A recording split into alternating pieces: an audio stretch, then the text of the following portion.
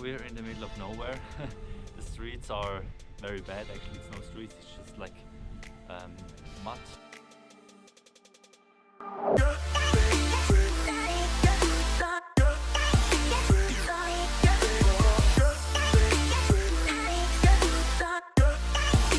Good morning. Good morning from Tushia. We are ready to leave our cute little homestay. We spent the night here. We even got breakfast. And yeah, now we're ready to hit the road. Probably it will be, as yesterday, a lot of beautiful views for you to watch. And yeah, let's go back to Ha Giang. Yes, let's go. Let's go.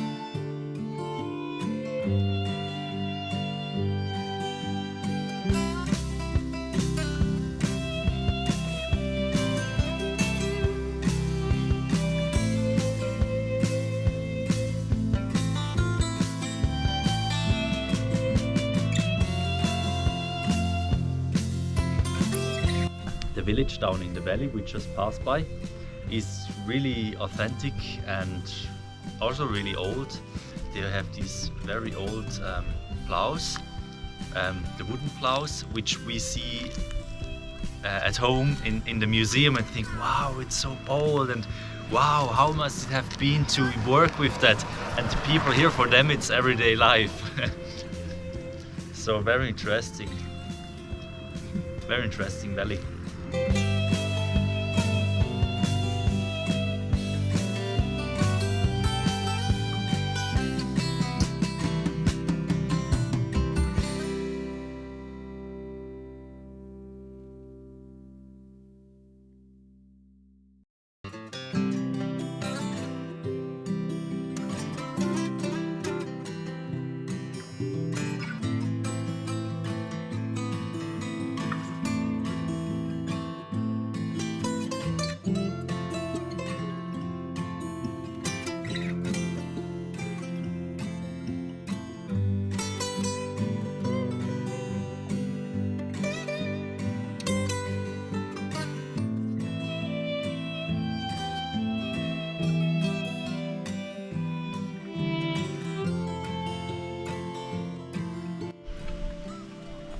Another quick stop. Oh, it's another beautiful day. Making our way through this valley. So we finished our short break. Again, How many kilometers to go? 50, 45, I don't know. Maybe we're halfway right now, Exactly. but there will be many more stops on the way. Probably.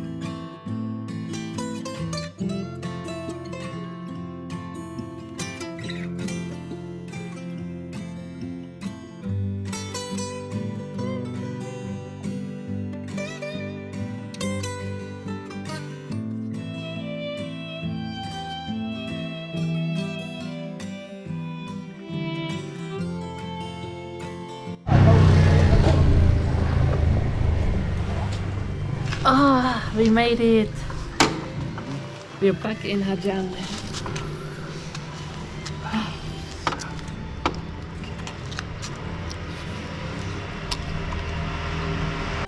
And as we're back, we give you a short summary about the loop.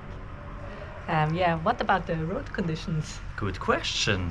The conditions were quite mixed. So we had, like, as we already mentioned in the movies, we had mud roads, the pistes, like with many stones and pretty bumpy.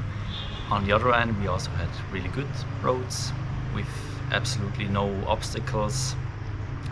So yeah, it just depends on, of course, where you go, and you can also see we use Google Maps, of course, to plan everything, and you can also see there what roads you're riding on, and mostly it matches quite well.